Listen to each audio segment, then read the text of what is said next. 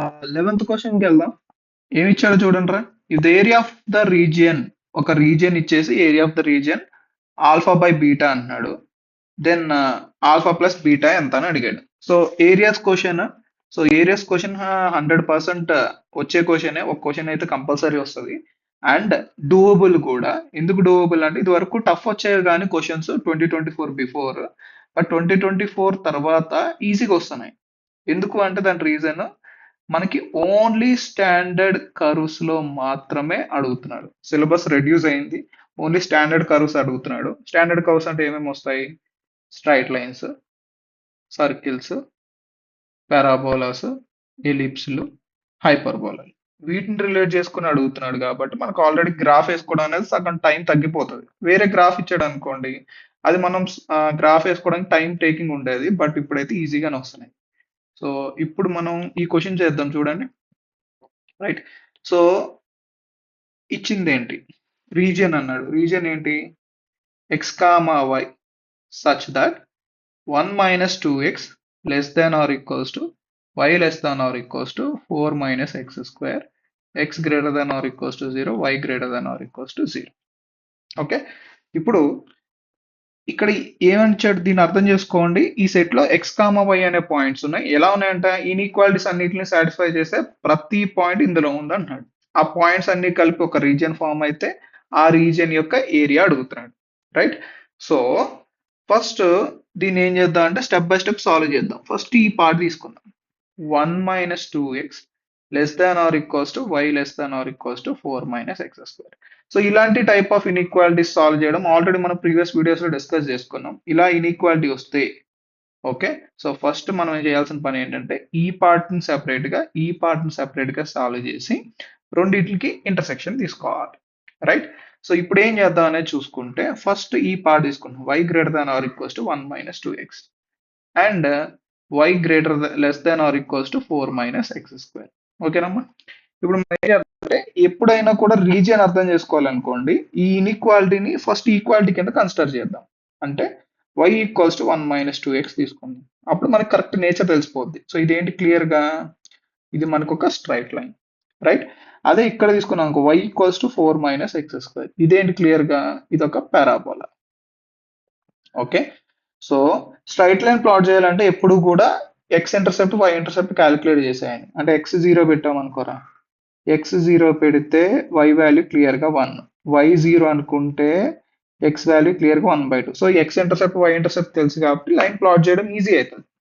అలానే ఇక్కడ పారాబోలా చూసుకుందాం. ఎక్స్ స్క్వేర్ కోఎఫిషియంట్ మైనస్ ఉంది అంటే డౌన్వర్డ్ వస్తుంది, ఇది డౌన్వర్డ్ పారాబోలా వస్తుంది. నెక్స్ట్ రూట్స్ ఏమొస్తాయి? 4 minus x square 0 అంటే x equals to plus or minus 2. ఈ డేటాతో మనం గ్రాఫ్ వేసుకుందాం. అలానే y0 కాదు x0 పెడితే y వాల్యూ 4. ఓకే. ఈ డేటా సరిపోతుంది మనకి గ్రాఫ్లు వేసుకోవడానికి. సో ఇప్పుడు ఏం చేద్దాం? First x axis y axis consider చేద్దాం. ఓకేనమ్మా. సో ఇక్కడ already straight line x intercept is 1/2, y intercept is 1 కదా. సో దానికి కరెస్పాండింగ్ గా నేను ఒక లైన్ డ్రా చేస్తాను. ఓకే. ఇది లైన్, ఇది 1/2, 0, ఇది 0, 1 అని తీసుకున్నాం. రైట్. లెట్స్ సే ఇది ఏ అనుకుందాం, ఇది బి అనుకుందాం. ఇది సెంటర్ వచ్చేసి ఆరిజిన్ వచ్చేసి 0, 0. రైట్. నెక్స్ట్ పారాబోలా ప్లాట్ చేద్దాం. డౌన్వర్డ్ పారాబోలా ప్లాట్ చేయాలి. ప్లస్ ఆర్ మైనస్ 2 రూట్స్ కదా. So what I will do is, sorry, ఇది డౌన్వర్డ్ పారాబోలా అనుకుందాం. రైట్. అనుకుంటే మనకి ఇది వచ్చేసి -2, 0, 2, 0. రఫ్గా వేసుకోవచ్చు, ప్రాబ్లం లేదు. వర్టెక్స్ కొంచెం ఇక్కడికి వచ్చేటట్టు వేసుకున్నాం. ఇది 0, 4. రైట్. సో జస్ట్ మనకు అర్థమైతే సరిపోతుంది. రైట్. ఎనీవేస్ ఇప్పుడు మనం ఈ రీజియన్ ఏంటి అనేది ఐడెంటిఫై చేద్దాం. ఇక్కడ క్లియర్ గా ఏమి ఇచ్చాడు? ఎక్స్, ఇంకొకటి ఇచ్చాడు, X greater than or equals to 0, y greater than or equals to 0. X greater than or equals to 0 అంటే right side of x axis, right side of y axis. y greater than 0, greater than or equals 0 అంటే above x axis కదా. అంటే first quadrant Q1 లో చూడమన్నాడు. Q1 లో చూడాలి. Next ఇక్కడ చూసుకుంటే ఇక్కడ మనం ఇన్ఈక్వాలిటీ నుంచి ఈక్వాలిటీ కన్సిడర్ ఎందుకు చేయమని ఇప్పుడు చెప్తా చూడండి. ఇప్పుడు ఆల్రెడీ మనకి ఈ సైడ్ ఇది స్ట్రైట్ లైన్ అని తెలిసిపోయింది. ఓకే, మనకున్న y ఏంటంటే ఒకవేళ y ఈక్వల్స్ టు 1 - 2x అంటే y వాల్యూస్ అన్ని కూడా స్ట్రైట్ లైన్ మీద ఉంటాయి, రైట్? అలా కాకుండా ఇక్కడ ఏమంటున్నాడు 1 - 2x కన్నా ఎక్కువ ఉండాలి అంటున్నాడు, రైట్?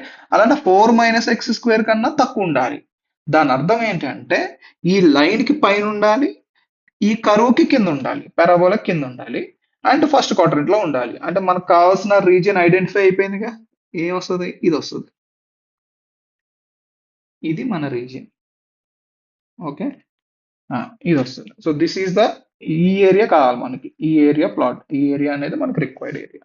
సో ఈ ఏరియాని ఎలా ఐడెంటిఫై చేయొచ్చు అనేది చూసుకోగలిగితే మనం ఎలా ఐడెంటిఫై చేయొచ్చు, ఇక్కడ నుంచి ఇక్కడ వరకు ఈ పారాబోలా ఏరియాని ఎవాల్యుయేట్ చేసాం అనుకోండి, ఆ పారాబోలా ఏరియా నుంచి ఈ ట్రయాంగిల్ ఏరియా తీసేస్తే మనకి రిక్వైర్డ్ ఏరియా వచ్చేస్తుంది. So first area bounded by the parabola with X axis calculate చేద్దాం. పారాబోలా చేసిన ఏరియా క్యాలిక్యులేట్ చేద్దాం. ఏమొస్తుంది? ఇక్కడ ఎక్స్ వై 0, ఇక్కడ ఏమో x2.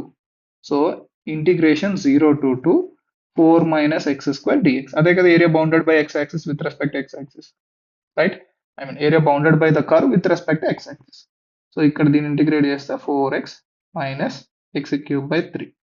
2 to 0 అప్లై చేయండి, 8 వస్తుంది. I mean 4 into 2 - 8/3.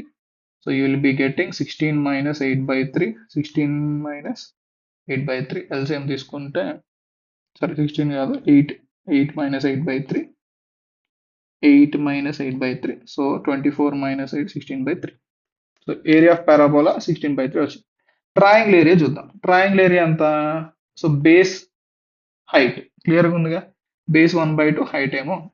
Triangle area వచ్చేసేసరికి half into base into height 1/4. So required area వచ్చేసి 16/3 - 1/4. ఎల్సిఎం తీసుకుంటే 12.